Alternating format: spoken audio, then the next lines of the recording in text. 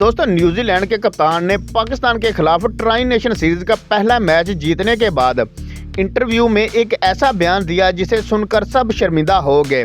New Zealand के कप्तान ने इंटरव्यू के दरमियान पाकिस्तान के बारे में एक ऐसी बात कह डाली जिसे सुनकर सब हैरान रह गए। दोस्तों, न्यूजीलैंड के कप्तान ने मैच जीतने के बाद पाकिस्तान के बारे में क्या कहा, इस बयान के बारे में और इस मैच की मुकम्मल हाईलाइट आपके साथ शेयर करते हैं।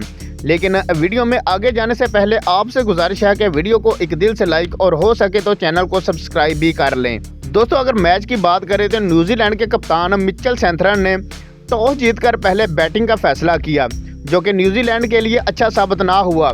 पाकिस्तान के शाहीन शाह अफरीदी ने पहले ही ओवर में न्यूजीलैंड को एक जोरदार झटका दिया।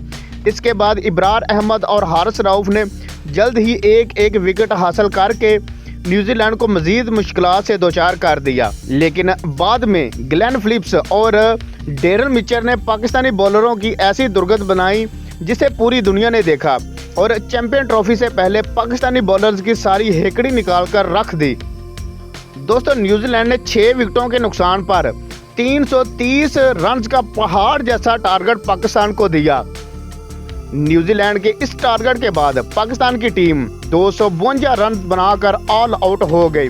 पाकिस्तान की तरफ से वाहिद बैट्समैन फखर जमान थे जिन्होंने 84 रन की शानदार इनिंग खेली। दोस्तों, मैच जीतने के बाद न्यूजीलैंड के कप्तान मिचेल सैंथरन ने कहा कि ऐसा नहीं है कि ये हमने अपसेट कर दिया, बल्कि हम इस मैच को जीतने के पूरे हकदार थे और हमने जीता भी इस मैच को। और ये आईसीसी चैंपियन ट्रॉफी से पहले हमारी टीम की तैयारी का मुंह बोलता सबूत है। कोई टीम हमें हल्के में ना ले। इसके अलावा न्यूजीलैंड के कप्तान ने पाकिस्तानी क्राउड का शुक्रिया भी अदा किया। उन्होंने कहा कि जितना पाकिस्तानी क्राउड ने पाकिस्तान को सपोर्ट किया उतना ही हमें सपोर्ट किया।